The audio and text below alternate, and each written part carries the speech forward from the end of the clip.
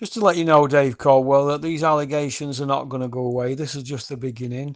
So I think you need to come out and do an interview. I mean, any other time we can't get you off IFL, Behind the Gloves, Seconds Out, Boxing Social, Fight Hype. We can't get you off YouTube. So you need to come out and answer these allegations. You're more than welcome to come on Porky's Corner. You can do it by Zoom. You don't have to do it in your gym. You can do it by Zoom. And I'll ask you these questions from these lads. All right. And then once you've answered them, then I'm going to play a card that I've got up my sleeve and put this to bed. All right. So come out, wherever you are. Big John! Go on, Dad! Go on, Dad! Go on, son! Give it to him, Dad! Show it his boss! Come on! Come on, Johnny!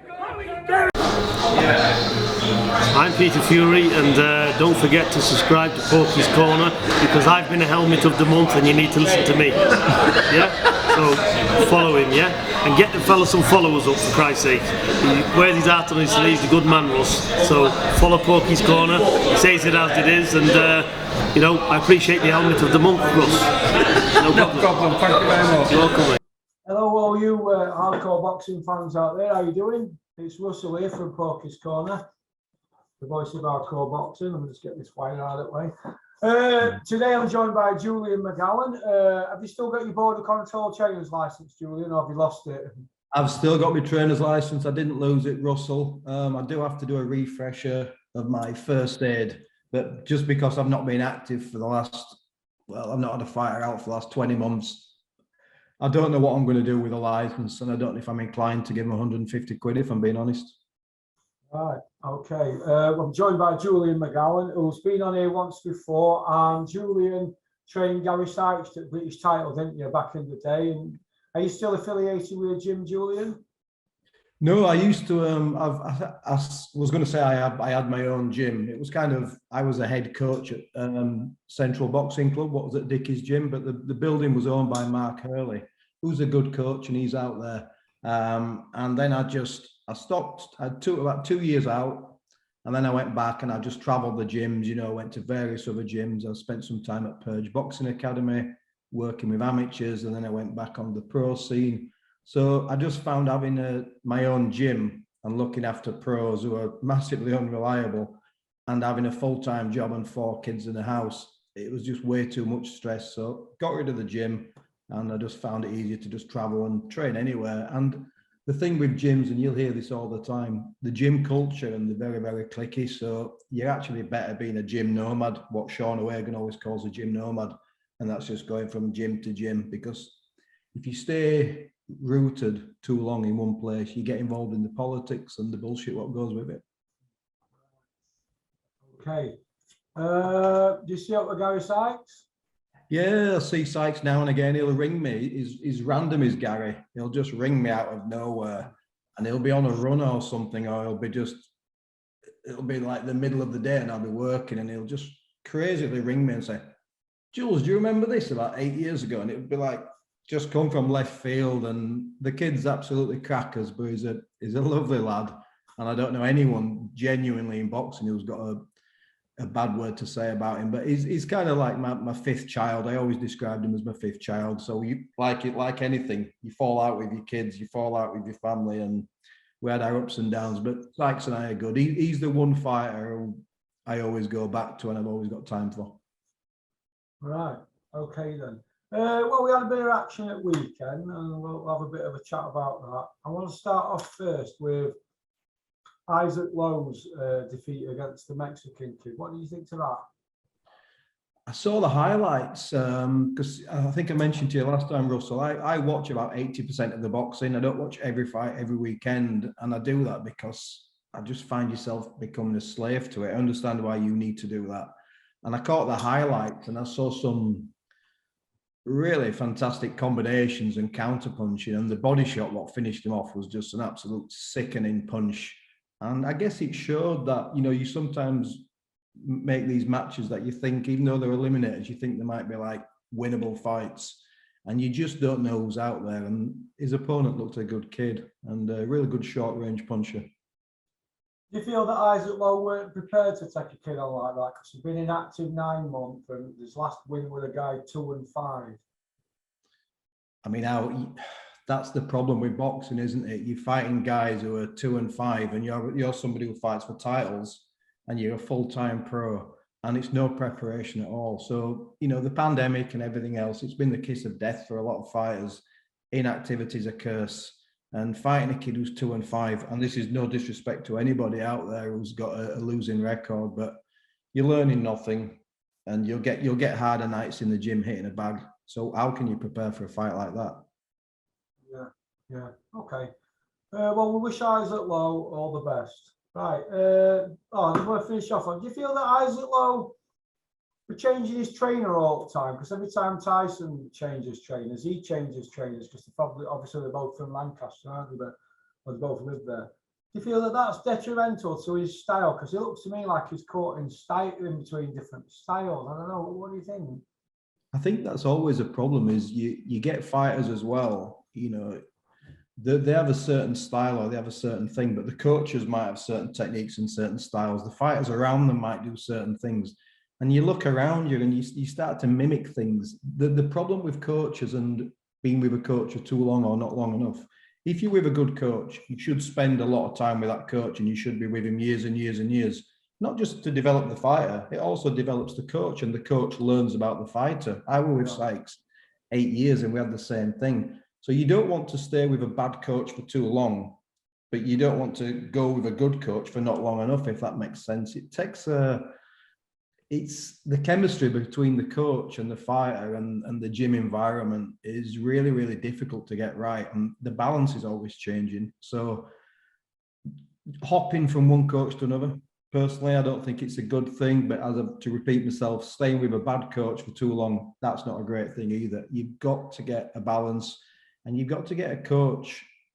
I always said, and if I refer to Sykes too often, it's because he's my kind of benchmark, but it's not who's the best coach, it's who's the best coach for that fighter and when the fit works. That's what I think. Because you could get coaches that are very quiet, but they take kids to world title. And then you get these coaches that put themselves out there on social media and they get pundit jobs and they're trying to sell themselves all the time. We know who they are, and I'm not scared to mention names. I think Andy Lee, Ben Davidson, Dave Caldwell. They're always Johnny on the spot kind of thing. They're always putting themselves out there and, this fighter should be doing this fighter should be doing that. Maybe not so much Andy Lee as other two, but they're the like go-to guys. And then obviously people always throw Adam Booth's name into me. Go to Adam Booth, the Dark Lord, and and do you think that fighters should just stay with the coaches when they get a loss and work through it? Yeah, absolutely. It's interesting you asked me the question about coaches because some celebrity coaches, if you like.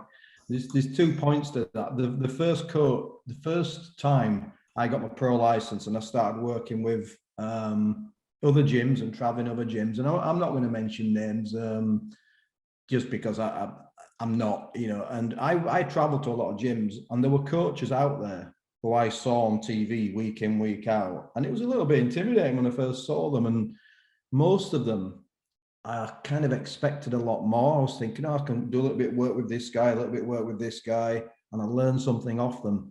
And you see them that there's a lot of charlatans out there, people who are high level, high name coaches who can't even, not that the pads is anything, they can't hold the pads, they're giving the wrong instructions to the kids. And they're genuinely not that good. And what sometimes can happen as well is you can get a really well-known coach. I'll give you an example, Billy Graham. Okay, so Billy Graham was a head coach. They had a big stable, a little bit like like the Moss Side Gym and things such as that. And what happens is all those other coaches affiliated with that gym, they then get a reputation for being an assistant coach or whatever, and they break away and they set their own gym up. But sometimes an assistant coach is good just as an assistant coach. He should never be the lead. And what happens is just by affiliation and just by being close to somebody, a coach becomes almost like well known. And then you've got the flip side. So the second point was yesterday I was watching this weekend I've just been going onto YouTube and watching the amateurs, the youths and the national boxing championships. And I saw Jason Gledhill. Jason Gledhill's a well-known amateur coach. He's been doing. I've actually got a program upstairs, and me and Jason Gledhill were supposed to box as amateurs on a show in the 80s, and we always have a bit of a laugh about it. We never knew we were supposed to box. The show must have been scrapped. But Jason Gledhill's been coaching 30 odd years. He's probably forgotten more about coaching, coaching boxing from the basics all the way up to real good open class fighters than all those coaches you just named have ever known. He's somebody, if I said to you, Jason Gledhill, people now listening to this, Russell, will be saying, Jason Gledhill, never heard of him. Now, I've seen him work. I've seen him week in, week out at the developments, at the elites, etc., etc. Yeah. And he's a good coach. He could train any of these fighters out there and do as good a job, if not a better job. But guess what? He works full time. It's his passion. That's what he does. And nobody will ever know anybody like that because he's not putting himself out there. He's not telling everybody, I'm the best. And it just go under the radar. And it's the way of the world, I'm afraid. It's whoever shouts the loudest gets the most attention.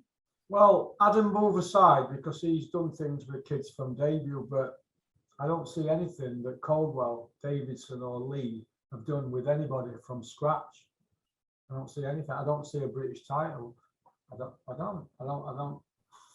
Well, that's the thing, you see, talking about my own experience, because I can only draw on my own experience. So when I started coaching as I boxed amateur, I've said this to you before, I was pretty average, only had 14 fights. I started coaching when I was actually 16, because what happens is when you have an ABA license, when you're 16, you can hand up. So you'd coach, Mark Tate, Keith Tate used to take me as a spare if you weren't boxing. And you learn it then. You was handing up, and I was handing up at 16, 17-year-old, whether I was boxing or not, going all in the north of England, all over the place, going to the championships. And you learn from the grassroots upwards. And then you start training kids, and then you start training kids who've had, then that Keith Tate would say, do a little bit of work with this kid, 4 or 5 bout amateur, do a little bit of work with that kid. And you learn from the grassroots up. And then when I went into the pros, I started working with Mally McIver, who was one of my best mates. He was a central area level lightweight. And then you step up and up and up. And you pay your dues. You pay your dues and you learn the basics. And I think that's something that's just not happening there. So in terms of like Ben Davison, for example, I don't believe he can't coach. Josh Taylor is an elite. He's one of the best fighters in the world. If Davison was no good, it wouldn't work with him. Good fighters can spot bad coaches, and he would know that. But that still doesn't mean that you've got that experience to call from. If you just jump straight into the elite level, sometimes it shows itself, it presents itself. And I like to think that people should at least get their hands dirty for a few years before jumping in. That's just a personal opinion. Yeah, well, Tyson Fury and Billy Joe left him, didn't they? Yeah, when they were undefeated. Yeah, I mean, I like listening to Davison sometimes. I like his, when he talks about his philosophy on boxing, but it's back to that point, isn't it? It's when you see somebody work with fighters of all styles, of all levels, that truly, I always think of the job that Buddy McGirt did with Gatti and how he extended his career for 4 or 5 years. It was an absolute brawler. And then he just developed him into a little bit more of a boxer. And yeah, he was never going to outbox Floyd Mayweather. He got massacred. But I look at someone like Buddy McGirt and I look at the job what he's done. And then if you go even further back, look at Emmanuel Stewart. Emmanuel Stewart got Thomas Hearns as a young, skinny 15-year-old amateur. He got no power. He'd got no core strength. His balance was all over the place. And he stuck with him. And Emmanuel Stewart proved he was a great coach, not just by working with Tommy Hearns, but Milt McCrory, Hill McKenty, Mickey Goodwin, all those Kronk guys, all different styles, all different levels of fighters. And for me, you really prove you're a good coach when you bring a kid through who's not supposed to win titles and wins titles, and that's where you get your credit from me. Yeah. Okay. Bradley Skeet. against Amzat or Amrat, whatever it's called. Yeah, Hamza Shearers. What did you think to that? I actually watched it. I'd been to a gig on at the weekend, and I got back late, and I watched it on my phone, but I didn't know the result. And after about 6-7 rounds, I thought he just hasn't figured out how to cut the ring off. He's approaching it all the wrong way, and Skeet just looked really comfortable. He wasn't loading up on shots or sitting down on his shots, but it was making him look just inexperienced. And as I was watching it, I was thinking, you know, if Shearers loses this fight, it's not such a massive deal. Everybody puts the emphasis on the unbeaten record. It might make him a better fighter, and he might go back to the drawing board and develop. He's just going to lose to a more experienced kid. And then you saw him starting to catch up with him. And the knockdown, it was, how can you expect Bradley Skeet to recover from getting hit twice flush while he's on the floor? 1, 2, 3 times. Three times. And I just watched it, and I just thought, you know, you could see Dom Ingle going absolutely nuts, and rightly so. But at what point does a referee make a decision there to just say the boxer can't continue? This is going to hurt me, but I'm disqualifying you. It's a disqualification. I mean, Andre Durrell for Arthur Abraham, and Arthur Abraham got disqualified, and that was more or less a fraction of it was 1 punch, wasn't it? He got disqualified, and we saw Montel Griffin against Roy Jones. That were Roy Jones. Montel Griffin and Durrell, in my opinion, though, they both jumped on floor and they were acting. But in Skeet were a man about it, and he got up, didn't he? Yeah. But he should have stayed down, shouldn't he? Because he won 1 punch, it was 3. Or went it 2 and a cuffing shot, and that's debatable. But the point I want to make is, why ain't anybody making any noise about it? Why weren't Frank Warren going mad about it? Because he's not Team Skeet, is he? He's in the other kid's corner, isn't he? You know, the undefeated kid.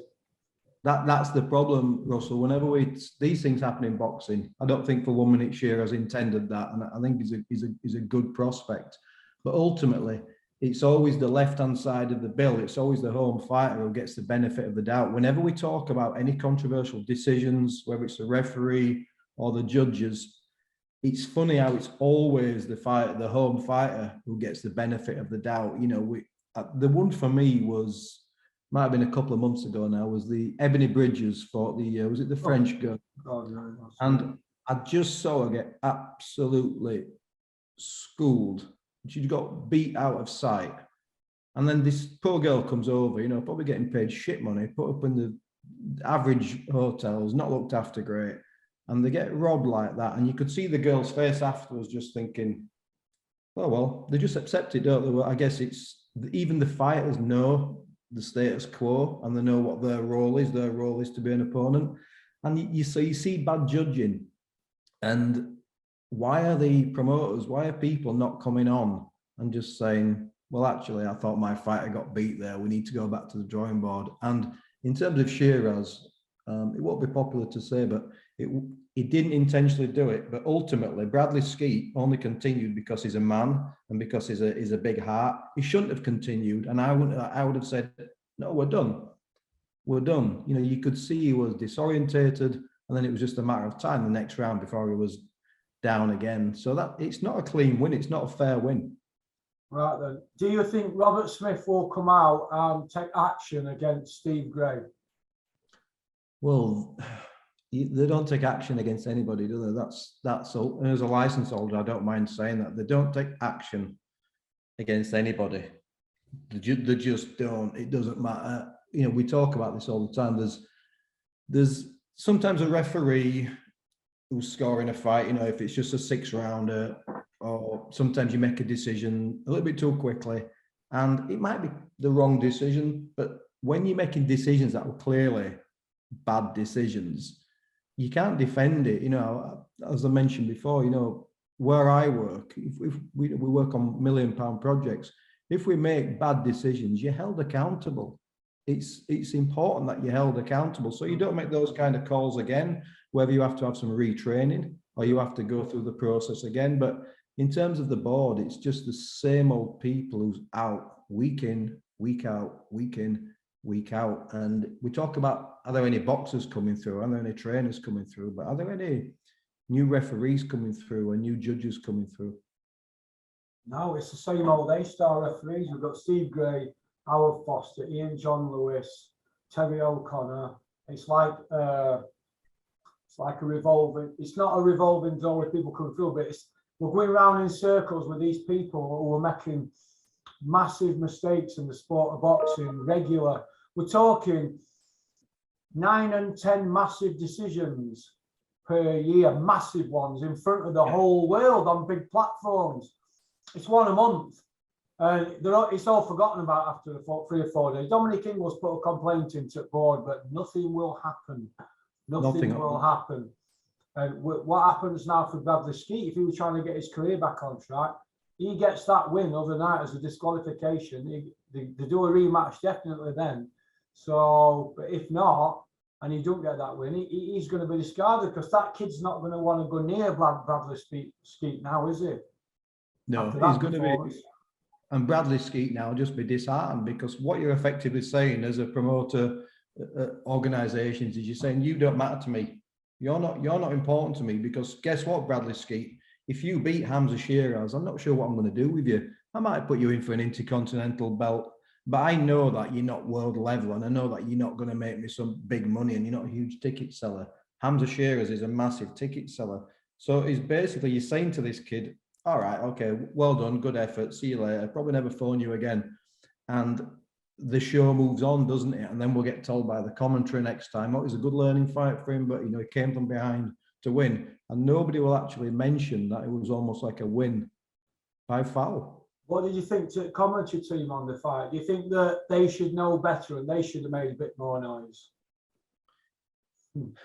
Everybody's one big group, though, aren't they? That's the thing. Jobs for boys, isn't it? Jobs for boys. Listen, I've been on these shows when it was a little bit smaller. When it was Sykes boxed on 4 or 5 matchroom shows, we boxed on Warren shows, and it's like the night before, everyone's sat together, everyone's having a beer, everybody's having a meal, everybody's friends, and it's like one big stage act. It's like everybody works for the same production company. And everybody knows what their role is, and it was just it's as simple as that. Is it wrong? It's just a status quo, I guess. Why is nobody coming out and speaking out about decisions like this, Julian? Well, nobody will. I mean, I don't want to, jump onto Campbell Hatton, but we all saw Campbell Hatton's fight. And we all saw what happened there. And what frustrates me, like Campbell Hatton, for example, was the commentary.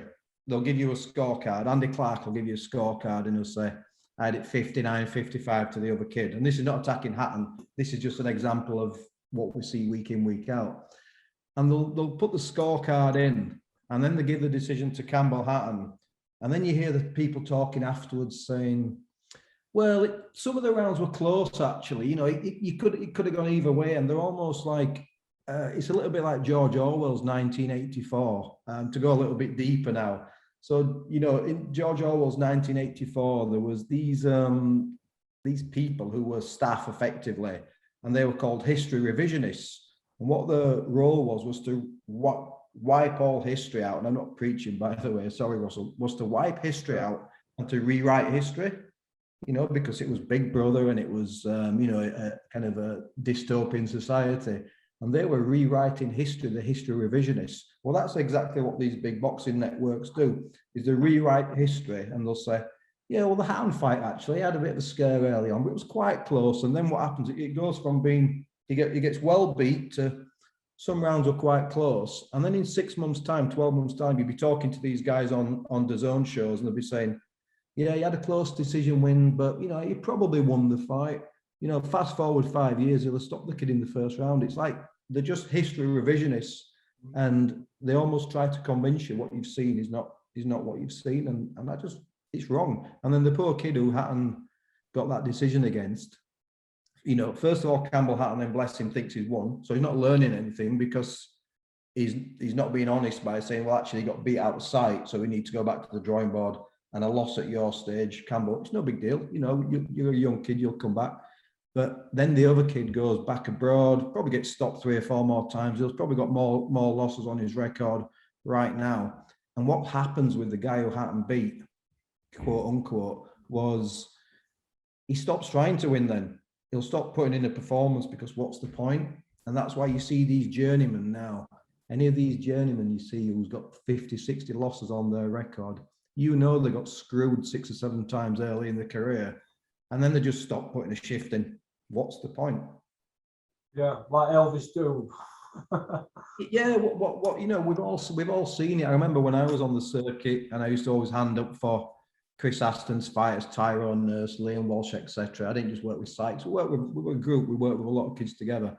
And you saw guys like Willie Warburton just put, and Youssef Alamidi week in, week out, put an absolute clinic on and just outbox some kid on a small show, a small Christmas dinner show, and then they not get the decision. And they were almost like laughing afterwards, thinking, it is what it is. Well, since when's corruption and when's unfairness been? I thought sport was supposed to be fair. I like Willie Warburton actually, because when he fights, he's always smiling, isn't he? Yeah. Trying to relax. He's trying to not show nerves and stuff like that. I saw him fight Danny Kennedy on the Dennis show, and they gave it as a draw. And I thought he nicked it, Willie. It was one of them, wasn't it? And yeah, they're just as those guys are so assured out that they're so tough and they're so skilled, and people, you know, your average viewer tunes in and they sees a guy with 60, 70 losses on his record, and they just say, oh wow, he must be like useless. And you're like trying to explain to perhaps your girlfriend or something, no, he's actually a really good boxer, he's a really competent fighter, when he's got a 20% win record is a difficult thing to do. But you and I know you're in the game, and it's like, these guys can fight. Yeah. All right then. Anthony Yard at the weekend, he beat Lyndon Arthur. He went after him, didn't he, from round one? Very aggressive. That's the Anthony Yard that we've seen when he was coming through. He's now going to fight Callum Johnson or Joe Smith winner for WBO world title. If Callum wins that fight, do you see Anthony fighting Callum Johnson? Yes or no? No, I don't think that'll happen. I think Anthony Yard is a hard night for anybody, isn't he? He's so powerful. You know, his approach at the weekend was completely different, and he just set about Arthur, and Arthur never got into any kind of rhythm. And he almost, through stages of that fight, looked intimidated. You know, you get that wide-eyed look. It's like, wow, this is a different proposition. So Anthony Yard on a good night he looks a real handful. So if Johnson wins the version of a world title, you're going to milk that title for as long as you can. You get to and Johnson's a good fighter. You get to a stage, don't you? You win a world title, a bit like Johnny Nelson at the back end of his career, and you just spin it out as long as you can. And Nelson was a real handful. It was absolute nightmare to fight. But if you look at some of those opponents who beat a cruiserweight, it's just. But this is the name of the game. He lives in a big house. He's the grey matter between the ears is all in one place, and he's got to live his life another 50, 60 years. So you can't blame them. So it's good for the fighters. It's good for the promoters and the networks to have British champions continually defend against whoever. But it's just not good for the viewer. That's all. Why is Frank Warren saying the winner of Yard Arthur fights Callum Johnson or Smith? And they might fight the Smith one, but they're not going to put him with Callum, are they? It's too close a fight, isn't it? It's the best way of keeping someone's name relevant is to link it to everybody else's name who's also relevant. That's what they do, isn't it? I mean, you look at the heavyweights. You know, everybody's going to be fighting everybody over the last few years, and very few of these fights actually materialize. It's just a way of staying relevant. You know, if you link your name with somebody else, people will talk about you. Frank shouldn't say that though, because there's no contract signed between Smith and Johnson to say they're going to fight winner of Yard Arthur. So why is he doing that? I mean, he did the same thing with Nathan Cleverly was supposed to be going to fight Hopkins at one point and all that one. The winner of him and forget who we were fighting now. We're going to fight Hopkins, but it never happened. And you know what I mean? You shouldn't say things like that. Let's talk about it when you're announcing it at a press conference. Like Brooke Khan, they're going to fight now. But Eddie's been talking about it for 10 years. Joshua Fury, that was a done deal, wasn't it, for 15 months? It never happened, did it? Well, you and I didn't think it had happened, did you? No, Yeah, I said on Instagram several times, I haven't been on for a while, but I said, you know, Joshua won't fight. Joshua won't even beat Usyk. There was not a chance in hell that Joshua would beat Usyk. I was amazed he was a favourite to win that fight.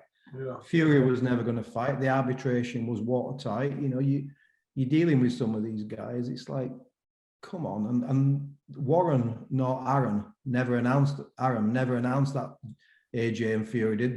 They says when the deal's done, we'll announce it. They never said anything. It was Hearn who was going out telling everybody 24 hours we're close to a deal.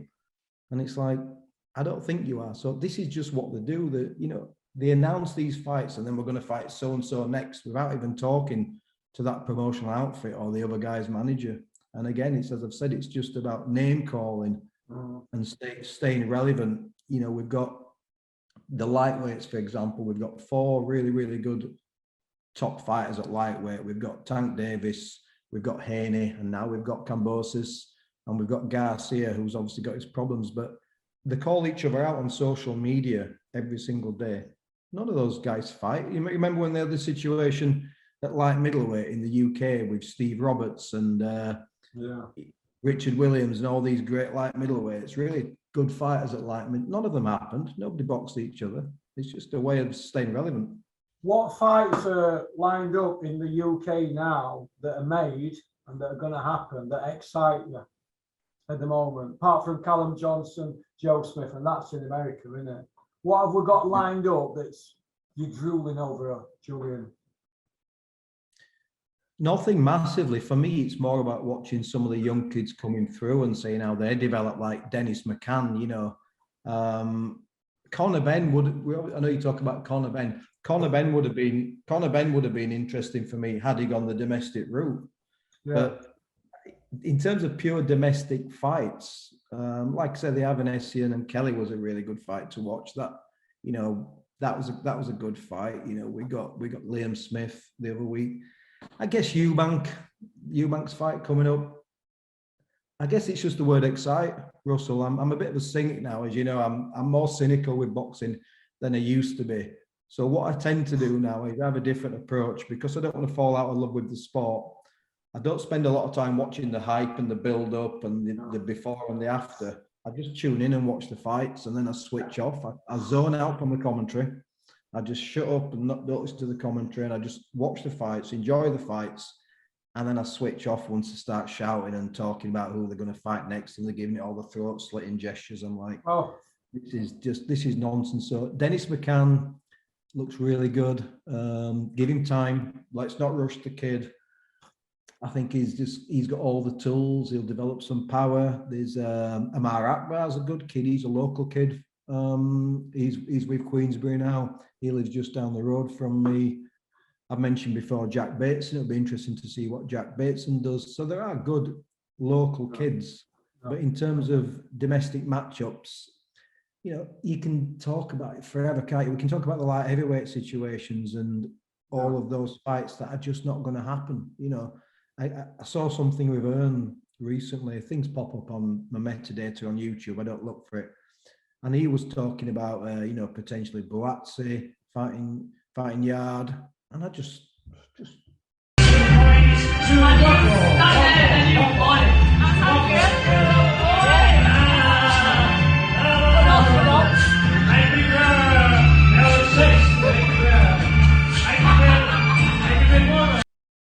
and you just want to just stop. You've got no interest in matching Buatsi with any dangerous domestic fighter. Stop talking about it. It's not going to happen. Just like Conor Benn's not going to fight Evanesian, Kelly, Congo, McKinson, etc. Jenkins, Chris Jenkins. Yeah, it's never going to happen. So just stop talking about it. You've no interest in making these fights unless it's for a big belt. And even then, you probably go a different route because you don't want to work with other promoters. Okay. Steffi Bull's show at the weekend. Home fighters 12-0, away fighters 0-16. There were 3 fights on the show. Dempsey Way headline. He carried show, probably saved show actually from what I've heard. 3 fights. Like, well, where's boxing heading now? Is that a problem filtering down from the top to the bottom, there's a problem at the bottom end. Because when have we seen Steffi ever put just 3 fights on? I think it might have happened before, but not like with kids that have never had a loss against kids that have never had a win. I mean, how can that be passed as a show? Well, what's going on? Yeah, it's a difficult situation for these local managers and promoters who have got a shoestring budget, because you're getting the last pickings, aren't they? All the reliable journeymen are tied up for. You look at some of these journeymen. It's not their fault, though, is it? Nobody's having to go to Steffi Bull and Ryan Rhodes. It's not their fault, is it? It's at the top, innit? This is what they've got to work with. And what are the board doing? Can't they see that? Look, this is dying on its arse. With all the statistics are here. You know, like 18 to 24-year-olds now are switching to UFC. I've got it all on my computer here. They're watching UFC now, as to what they were watching 18 months to a year ago. It's dying on its arse, but can't they see when we're getting shows in this area, 3 fights on, and they've never had a loss on fighters, and other ones have never had a win, and they still didn't win on nights. Can't they see what's happening, and what can we do about it to repair it? Yeah, that's the problem. As you said, it's not Steffi's fault. It's not Dempsey Wales' fault. Mick Wales' fault. It's just they're left with the crumbs, and the board have to do something. You know, you have to invest in grassroots. You know, as I said, I was watching the amateur boxing at the weekend, and these were the national championships, and the arenas, these small little sports halls were empty. There was only the parents of the kids boxing who were there. You could see the little groups. It was the clubs and the parents of the kids. And someone like Steffi, how's he going to make money on a show like that? And if you've paid, probably talking 40 quid out for a ticket to go to that show, and you've seen 3 fights, which, let's be honest, I haven't seen them, but the learning fights, but not competitive fights. There's 2 ways you're going to do it. As a supporter of the boxers, you're going to walk away happy because your guy's won, and he's a family member, he's a friend. Dempsey Whale sounds a good kid. You're going to walk away happy. But what if you're a neutral? How do you encourage, the neutral to come to a boxing show like that? I might take my son, my 2 lads, to see a show like that. Let's say I'm not a coach and I got a walk in. So let's watch some boxing at the weekend, son. My kid, as you've just said, my kids are watching UFC, or even like the wrestling, which we know is staged, the WWE, whatever it is. Yeah. My kids are watching that, and then I take them to a Friday night or a Saturday, Sunday afternoon show, and we're watching 3 guys effectively sparring, and that's it. They're like, no thanks, Dad, I won't bother. So how do you encourage that neutral to come? How do you get an interest in? Because we all know that these big events, these big shows, that Queensberry and Matchroom show, they're not diehards. They're not diehards because the arena's only 20% full until the last 2 fights come on. Yeah. So they're not true boxing fans. It's, when you get these kids on the undercards of these big TV shows, there's only the kid who sold 300 tickets. So there's only 300 people watching that fight.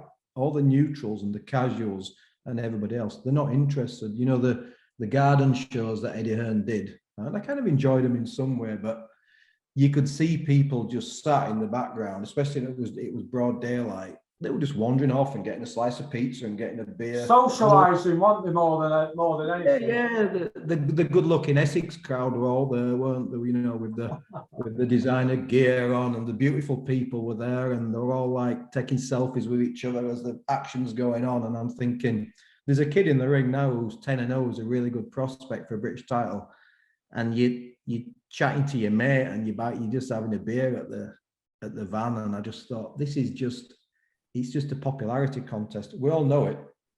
Boxing's become this popularity contest, and how do you attract new people? So you said you've got data, but if you speak to Hearn or to Warren, they'll show you data. They'll say, "Oh, boxing's on the rise. Boxing's booming at the moment." Well, let's look at the viewing figures. Let's look at it was. Sorry, what did you say, Julian? Sorry, Russell. Let's look at McGuigan Pedrosa and 16 million watching that fight on the BBC. 18 million. What we got now? Your average Sky show, 150,000. If that. I remember a few years ago, some figures that came out. A Ricky Burns world title fight on Sky did 63,000. That's not pay-per-view, just on normal. And Eddie Hearn took it up to like your 150s, 180s. This is just on normal. Do you know what I mean? They've got to put the big fights on, haven't they? To get, but they charge for them, don't they? To get the good viewing, to get the viewing figures. But I think that's, you know, it's arse now. But yeah, I see where you're coming from. I see where you're coming from with that. But I can show you statistics that a few years ago, boxing were on the rise, because I was like, look at this, you know, 2013 up to like 2000 and end of 17, 18. And since 18, it's been coming gradually down and down and down. The last 3 years been shocking. And this last 12 months, and look, Eddie will know that. That's why he's having to up his ante with interviews. And that's why he's left Sky, because he thought, I'm just going to grab as much money as I can. Because when Joshua's gone, he's gone, isn't he? We know where he's headed, don't we? Absolutely. Okay, then. Speaking of Eddie Hearn, or is it Eddie Hills, the 4-0 Iceman from Hillary, free by way of, he said it's going to take 40 million for him to step aside. If they do step aside, is Joshua's credibility and Eddie's shot to bits, and are they just going to be known as grubby little greedy men? Well, the credibility will be shot to bits with, you know, there's always two kinds of opinion and two kinds of consumer, isn't there? There's an informed consumer and an uninformed consumer. So your informed consumer is generally, and I don't mean this to sound sanctimonious, they generally have a lower percentage. So will he shoot himself in the foot? No, because you and I know what's going on. Other people know what's going on, the hardcore. But the casuals, what they'll do is they'll spin it. The narrative will be, okay, you know, AJ he's always wanted to be a unified champion. So what we're going to do is we're just going to take a little bit of time out. He needs to get some time to work with his new coach, whoever that might be. A couple of ticking over fights, and they'll spin the narrative, and that's what they will do. And they'll sell you a sack of shit and say it's in Joshua's best interest to just take his time and to wait, etc., etc. And you and I know he's not going to fight Usyk again, because when Usyk schools him again, which is utterly predictable, where does he go from there? I think he'll be finished for good if Usyk gives him a good iron like that, because he's already mentally all over the place, isn't he? I mean, he's been searching world for the train, man. How insulting is that to McCracken, considering he got him out of jail when he was in jail, wasn't he? So disappointing. I think AJ, I've always said about AJ, he's, you know, I like how he conducts himself. I do. But however, at no point in that fight did he just get the fight by the balls. It was always going to lose. You know, if he'd have jumped, people said he needs to be more assertive, more aggressive. He'd have just got more of a hiding. But at what point, I always talk about these guys, but at what point did you ever see, imagine Ray Leonard against Thomas Hearns after 13 rounds and he was behind, and Angie Dundee saying to him, you're blowing it, kid, you're blowing it, kid. And Ray Leonard thinking, it don't matter, Angie, though, because I've got a rematch clause. I'll just lose on points to Thomas Hearns. It's just, it would never happen. And for me, that was the issue with Joshua. I mean, we saw Fury and Wilder. Those guys, I mean, Wilder, whatever you say about him, he fought until he's absolute warrior. Whereas Joshua, after 8-9 rounds, apart from the coaches, not the assistant coaches telling him he was boxing brilliant and it was wonderful, Joshua never really went for it, did he? He never gritted his teeth and said, you know what, I'd rather go out on my shield here because I'm losing this fight.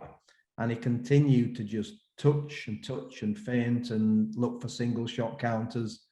And he was almost gun shy, and it was quite hard to watch. But for me, a real champion, a real great champion, we don't want to see people hurt, but you do want to see people go out in glory and go out on their shield. And, you know, Ali against Ken Norton got his jaw broken, didn't they? And still hung in there for, you know, another 8, 9, 10 rounds in that fight. And he never stopped trying to win that fight. And with Joshua, he never really attempted to say, right, okay, the belt's going, I'm going to go for it now. You can't imagine Fury responding like that, can you? No, I think Tyson Fury's got the devil in him, and he's got a big heart. I don't think Joshua's got that heart. He's got the heart of a pea. You know what I mean? That's what I think. And that's harsh for me. That's harsh for me to say that, but he's talking like he's taking inspiration from all these big drug dealers from the 70s in America. I saw in that interview. Frank, whatever, Lucas and Nicky Barnes and all these other guys, these heavy big drug dealers and Murder Incorporated and all that. But why don't you show us all that in ring? Joshua just needs to come out swingers and go back to having a tear up against Usyk because it's his only chance, isn't it? I know Usyk's a southpaw and he's technical, but I don't know if you agree with this, and people will moan if I mention this, but and because he's a pal of mine, I tend to know his career off by heart. But when Carl Froch fought Bute, there were a lot of people who were like, "You're not a favourite in this one," and he's like, "Listen, this is a crossroads fight. If I lose it, I'm done." And you were already set up anyway for life if you lost that. But he said, "I'm just going to jump on him and give it me all." And look what Carl did. Very, very tough kid. He went out there and he jumped on him, Usyk, didn't he? And he was a rabbit caught in headlights. Joshua's got to do that, in my opinion, because he can't stay with him technically. And Carl couldn't stay with Bute technically, could he? If he didn't, because once you let a southpaw get into the rhythm, it's hard to get him out of it, isn't it, so to speak? Do you think? Yeah, you've really got to close the southpaw down and to step the left foot outside, get the right hand in. It's easier said than done, but that's exactly what Carl Froch did. He closed the distance down and he bullied him. But I also think about Carl Froch against Jermaine Taylor. That last 2-3 rounds. I mean, he did him in the last round, but that's what we're talking about, isn't it? We're talking about a warrior, somebody fighting down on your gum shield. Absolutely. Well, a friend of mine, Stuart, he's a boxing coach. He doesn't parade it around, but he always says about Carl Froch, he says he's a modern day Rocky Marciano. He's just got that mentality that, you know what, you're going to have to nail me to the floor to beat me. Yeah. And because he wasn't, I know you know him well, but he wasn't the most technically gifted. He really wasn't. How often did you see him like square up with his back foot throwing a right hand? And at times he looked really, really awkward, but he was as fit as they come. He was as hard as nails. And he almost had that, he just had that self-belief, didn't he? What said, you know what, I'm a champion. I'm not giving up my belts. And some fighters, you just know they can get to a certain level. It can get to a very high level, but they're not true fighters when it comes down to, letting it all go. And that's why, respect to Joshua for what he's achieved. He's Olympic gold medalist and a 2-time version of a world title. I never call them world champions, as you know, but I can't see him getting back in the mix. I just can't see. He's probably right now, if we're realistic, he's probably about the 4th or 5th best heavyweight in the world. And that's somebody who was talking about being a unified champion. He's now on the outside looking in. You feel, yeah, I agree with you. Do you feel, Julian, that with Joshua's CV and you go through it, where's his top 3 wins? Who are his top 3 wins? Let's just break it down. You're a professional trainer, registered with Roy. You tell me Joshua's best 3 wins. Well, his first notable win was obviously Dillian White for the British title, and I say notable win. Yeah, notable win. And even then, it was a bit of a life and death, and it wasn't the most technical of fights. But up until that point, he'd really been knocking out your Gary Cornishes and stuff, and a couple of faded Americans, and he hadn't learned anything in those fights. He hadn't done 2 or 3 tough 10-round in international fights. And then what we've done then is what happens is it's a catch-22. It's been a promotional masterpiece or a promotional disaster, whichever way you look at it. So in terms of the development of the fighter, he's taken the wrong path, because what Hearn saw was an opportunity to pick up an IBF title against probably the worst belt holder we've ever seen at heavyweight in Charles Martin. And he saw that as an opportunity, and that's fine. You pick up the belt, then you pick up another belt, was it Parker, whoever. But ultimately, once you're up there, then you get those things called mandatories. And those mandatories then force you into a situation where you're not developed. How many times have we seen Hearn say, and Sky and whoever is with, learning on job. Learning on the job is a work in progress. You're learning on the job. You're the heavyweight champion of the world, mate. You better be able to do the job. It's one of those things. And how many times did we see that? But we heard it after Usyk, didn't we? It's shocking, isn't it? Learning on job. Oh, he's a southpaw and he'd only been in with Charlie Martin. What rubbish. it's absolute nonsense, isn't it? And I think the southpaw stance had a minimal impact, to be honest. I think he was in with a good technical boxer. The fact he was southpaw just made it more difficult. Fury's ambidextrous, but if Fury boxed orthodox against Joshua, he'd still pick him off like he's just a sparring partner. He's just not got those technical skills, has he? And he also doesn't have that recovery of stamina. So, whenever Joshua lets a massive combination go, it takes 4 rounds to recover. We saw it with Dillian White. He's got massive muscles, all those red blood cells, all that lactic. Dillian White, first round and a half after, it was knackered. It took 3-4 rounds to recover. We saw him explode against Klitschko. And then again, it took 4 or 5 rounds to recover before he threw any more. And he was in his 42nd year, 18-month on settee. Well, what happened to Klitschko was what's probably very similar to Chris Algieri. It's like boxers. I mean, Algieri's not officially retired as such. He's fighting Conor Benn. Boxers become civilized, don't they? Remember Mickey and Rocky? Rocky, you become civilized. Well, it's true. It's true. We all know the Jack Dempsey silk pajamas quote, but ultimately you become civilized. You're at home, you're with your family, you're in your mansion, you're a politician in Klitschko's case, and you get a call and it's like, do you know what? Do you want to make an easy 10 million? And boxers still think they can do it. And Klitschko probably thought he could do it, but ultimately, you're just too old, aren't you? Your last fight, your last loss, you got outboxed by Fury quite soundly, I thought. Yeah. And you just take the cash grab, but ultimately, a younger Klitschko against Joshua, that wouldn't have even been a fight, would it? No. They just dusted him inside 4 rounds, wasn't it? Yeah, and it's not Joshua bashing, because I can only dream of achieving anything remotely close to what he's achieved. But this is the world we're in. I say this all the time. We've got a proliferation of belts now, a proliferation of sanctioning bodies and TV networks, etc. And belts are cheap. Belts are easy to come by, and you get fighters winning so-called world title belts. We're not even the top 5 or 6 fighters in the division, and the tool set, the toolkit is really, really depleted. And we've seen that with Joshua. What we've also seen with Joshua is in a dogfight, he can be knocked out. Yeah. In a technical contest, he can be soundly outboxed. So he can lose in either scenario. So either they match him, or that's why they've matched him carefully. He's not fought Fury. He didn't fight Ortiz when he was at the same stable. He's not fought Wilder. Do you know what I mean? He's not fighting Joe Joyce. So there's 4 top heavyweights there. He's been nowhere near any of them. He's picking off all the others, Joshua, but he made millions out of it over how he looks and what he says, all this stay humble shit and stay hungry and be humble, all that, and preaching all that, and blue chip companies jumping all over him. But like I said to you, you mentioned Dillian White, and he's got a win on his record with him, and he was practically a novice coming off a 2-year ban. Who else has Joshua got on his CV? Dillian White, Vladimir, 42nd year. Who else would you say he's got? Pulev, 40-year-old, Povetkin, and old men. Yeah, these are not great wins, are they? They're not.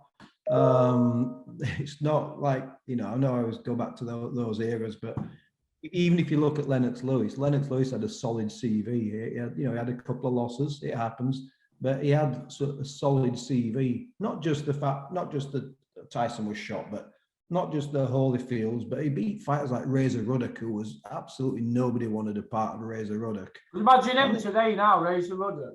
He'd have fun, wouldn't he? He'd have life with Razor Ruddock, with that smash, he used to call it, that left screw shot, and he'd have so much fun now. And he's just not got anybody on his CV, because ultimately, you look at a fighter's CV, it's not who you beat, it's also when you beat them and how you beat them. Yeah. And ultimately, like you've said, if you beat Klitschko, and I know you use a quote, you dragged him off the sofa, but if you beat Klitschko, who's 18 months inactive, coming off a loss, and that was his first fight with Fury in quite a while. And that was life and death, wasn't it, Klitschko? It was life and death. So it's like, to your point, where are we going with this?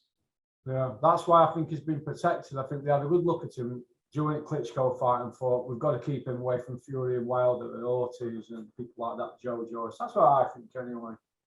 Yeah, I mean, that's clearly what they're looking for. They're looking for the cash now, aren't they? So he's Hearn's investment. You know, he has a promotional deal, lifetime promotional deal, which might not be worth the paper it's written on with Joshua. But look, how do you reinvent a fighter? You change his team, don't you? It's the only way that they can reinvent. Sell him to the public. Yeah. And that could mean McCracken out in cold, couldn't it? He could beat Patsy and all this. Yep, and then you've got Rob McCracken, who's look at what he's done with the GB squad, and look at what he's done with someone like Proctor. We've said, you know, he wasn't the most technical of boxers. Look at the success McCracken's had, and he was a fine fighter as well. So, who really are we looking at? Are we looking at McCracken, or are we looking at Joshua and saying he's been well marketed, he's been well positioned, he has some skills, he has explosive power, but he's been matched absolutely brilliantly. Yeah. In my opinion, Joshua's got the heart of a pea and a glass jaw. That's my opinion. I think he's got everything else. He's not Pernell Whitaker, but he has got explosive power. He's got a good straight 1-2 and an uppercut. But he hasn't really got much else than that, has he? It's a bit ponderous, isn't it, kind of thing? Exactly. And I know we mentioned this before when we first spoke, but a really good fighter for me can look really relaxed when he's under fire. You know, you look at Fury, for example. I'll always point out Roy Jones at his absolute best, or Floyd Mayweather. When they were under fire, when Floyd Mayweather were under fire against Maidana and people like that, sat on the ropes, you know, turning the shoulder, dropping his height. He had that radar, he had that vision of everything come at him.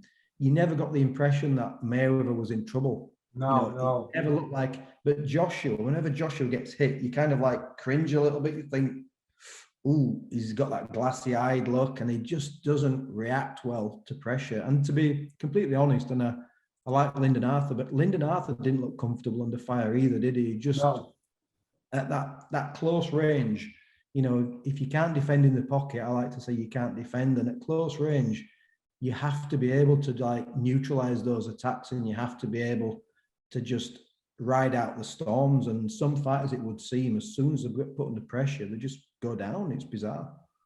Yeah. Okay then. Well, we know where we stand with Joshua, in my opinion.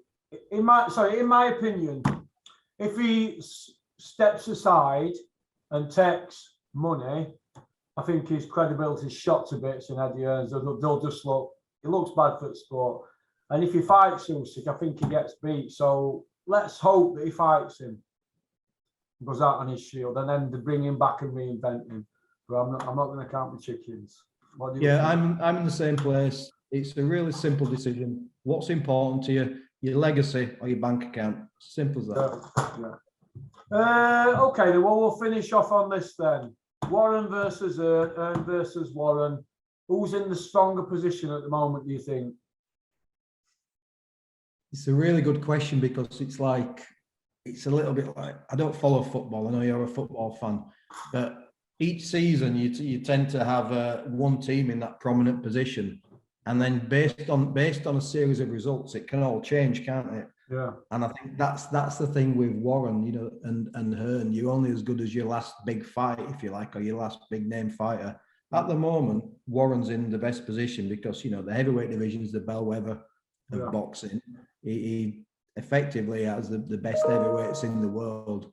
So he's in a really good position in terms of, you know, that. We had obviously the win with Yard. We've got young prospects coming through, but I don't know how precarious the situation is with BT Sports, you know, and the fact that might be getting sold, and how is that going to affect Warren's relationship?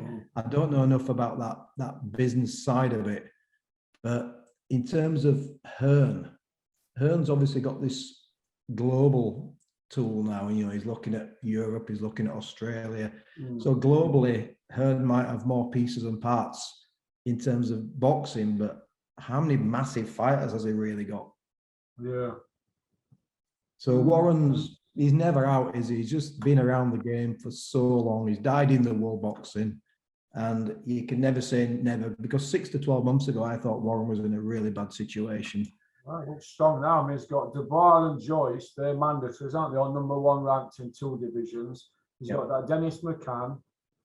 He's got that kid who's just fluked to win over Bradley Skeet. He's got Tyson Fury. He's in a strong position, isn't he? I think so, to do something in the next few years. There's Callum Johnson there. He's a BG sport fighter. They look strong for the next 2 years, in my opinion. And I think that Eddie's. I don't think Eddie's bringing anybody from there. I mean, who has Eddie had from debut who's really done anything with, apart from Joshua, Callum Smith? Who has he had really from debut? Nothing really. Nothing really. And that's the thing, isn't it? It's about bringing fighters through and being with them throughout through the good and through the bad, and investing in them. But a lot of promoters, and I think, Hearn was one of them, 2 losses and you're out. He'll bring up these names all the time and say, "Oh, I love this kid," and he's going to go all the way. This is my new best friend. This is my new best friend. Then he gets beat, and it goes all quiet, and then suddenly just appears on another network or something, or it's the end of the deal. Look, this is the game. There's not a lot of loyalty in boxing, but it would be nice to look at someone like, if you look at Hearn's signing kids who have got either a really good amateur pedigree, from scratch. They've either got a really good amateur pedigree, or the second name's Ben and Hatton. A gimmick, a marketing gimmick, effectively. Yeah. But what about, like you get football, you get talent scouts out there, don't you? You're looking at all these kids on a weekend. You mentioned the Steffi Bull show. Has Hearn got his scouts out there looking for these young, exciting kids? Well, the UFC do that. I'm not massive on the UFC, but UFC have representatives all across America going to all of these MMA shows, looking for kids who they can put on this feeder program, The Ultimate Fighter. And they do this. They're looking for talent, not just the kids with the credentials and the kids with the amateur pedigree, but they're looking for other kids who might bring excitement and bring something different. Whereas when you match them, I guess you can just want ticket sellers, don't they? Want ticket sellers. Hi, my name's Eddie Hearn. You know who I am. Do you want to sign with me? Here's a check, and people just jump with them. But in terms of true development and almost like those Rocky stories, we don't see many of those, do we? I mean, it's like I said, these kids get beat. His name's escaped me. It's just because it's one of those mornings, but his name's escaped me. But Anthony Sims Jr. You're on about, aren't you? I'm thinking of the Geordie.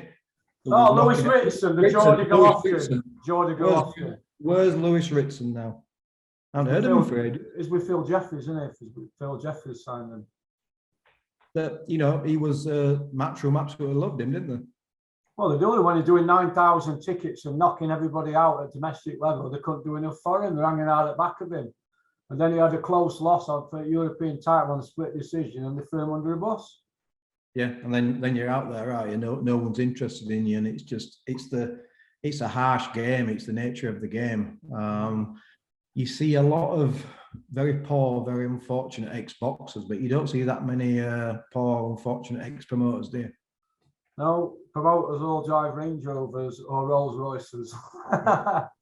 It's one of them. We talk about trainers. Obviously, that was my role, but the trainers at the grassroots, those are the ones who they don't make anything from it, nor do they want anything from it either.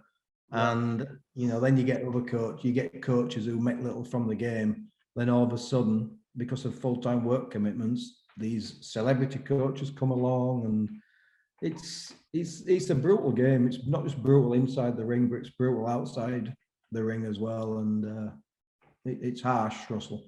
Yeah, it is. Okie dokie then. Well, listen, Julian, we've had an hour. Thank you for coming on. It's been Anytime, fantastic. Mate. What I'll do, I'll send this to Cameron. I'll get him to put an intro and an ending on, and we'll get it out for tomorrow. Is that all right? Yeah. Yeah. Could just one more point, Russell. Yeah. This is not kissing your backside, mate. First of all, it's really good to see you looking well. Thank you very much. Bouncing back, I think everybody was concerned for a while. Thank you very much. I hear a lot of people in boxing, license holders, who kind of look down the nose at your channel a little bit. And I just want to say to anyone who's watching, because we do know that you're watching, boxing is a really dark industry. And I think what your channel does is it just adds some humor. You've got serious undertones, but you're making light and you're making humor of a really dark situation of a sport that few people know how it goes. And I think for me, it's just people will say, well, why is Jules on Porky's Corner? And I'm on because what you're saying is right. Yeah. You're undercovering certain things that need saying. And it's almost like a cult following where people are saying, do you know what? He's absolutely right. And even though I can't change the status quo, it makes you feel a little bit better knowing there's somebody out there who thinks the same as you, and also doing it in a humorous way. I think it's... Thank you very much. Because there is people, let me tell you this, and I've noticed, right, it's easy to fall out with people in boxing who are laminate holders. I've had friends who are laminate holders, some I don't speak to now, and some I do, some I don't, but they all talk like I talk now, but they don't come out and say it because they all got to work in that industry, haven't they? And I understand that, fair enough. But these people, when they go to bed at night, they tell their wives, they tell their mates in pubs, they tell their mates in cafe and snooker all, but they don't say it. They even say certain things about certain promoters, but they won't say it on the social medias. I have a problem with that, but I also understand that they're not fortunate like me, that that's boxing's their livelihood. Whereas me, I don't really care too much for it at the moment, but I love the sport. But it isn't my livelihood, you see. So I'm fortunate I can say these things. I tried to get a seconds license, as you know, and the Les Potts, he knocked me back. So fair enough, that's his prerogative. But what can you do? But I just like to be outspoken and call it as I see it, as I would having a pint in pub watching it. Yeah. That's it. Yeah. And I've took that into this channel, and it is a bit of a cult following. Yeah, we do 200,000 or 300,000 views a month, and it's enough to put a dent in it. Because let me tell you this: what you just said is correct. They're watching. 100%. I'll tell you one last one, Russell. 2 people have said to me who I know are license holders. I don't see as many people now as I used to. Naturally, I'm not on the circuit these days. But 2 people have said to me, oh, someone mentioned you on that Porky's Corner. And I says, yeah. And they went, I haven't seen it, but yeah, I heard you were on. And I'm thinking, you fucking liar, because you watched it. I haven't seen it. I'm like, no, you have, because you're thinking, what's he going to say? Anybody who knows me knows I'm not outspoken, but as I've said before, it won't be looked upon kindly that I've been on. I'm not that bothered, because what you said about your livelihood, I don't make money from boxing, and I never have, and it's cost me thousands. So I don't have to worry about, if a fighter don't want to work with me because it's going to hurt his relationship with his promoter. I couldn't give a toss. I haven't coached anyone for a while, and that's absolutely perfect for me, because that doesn't pay my wages, and if anything, it causes divides in your personal life. So that's why now I love what you do, because I just laugh about it. It's just, if you can't laugh at it, what else can you do? Well, you'll like the one I did earlier with Ken, because I just swore all the way through it. But I ain't in this one. See, earlier on, 8:30, I'm like, I'm Jekyll and Hyde today. We're raging this morning. I got it out of my system. I'm all right. I'm all right now. I'll probably fall back in love with boxing by tea time, Julian. Yeah. I got the right slot then. Obviously, didn't get too much of an hard time, but really enjoyed coming on. Thank you very much. Perfect. You take care. Have a great day. You stay healthy. You got me number anyway. I'll have you on again. Yes. Yeah. Thank you, Julian. All right, mate. Cheers, Russell. Thanks. Well, that was Julian McGowan, board registered trainer. Nice to have him on. I hope he don't get in trouble with Boxing Board of Control. I'm outspoken about them. But we know why, don't we? But nice to see Julian in good spirits, and it's nice to know that people are watching the channel, because you all are, aren't you? All right, and I think you love a mention of your Uncle Porky on here, wouldn't you? Right, I'm going to send these to Cameron now. It's 11:15. And that should be me done for the day. I'll be leaving here at 12 today. I'm going to go to the hospital, I think. Get my wound looked at. Make a game of snooker then.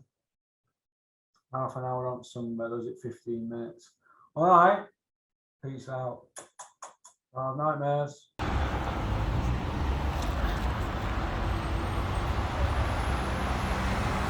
Oops. There you go, Mr. Cordwell. Stop rubbing things out.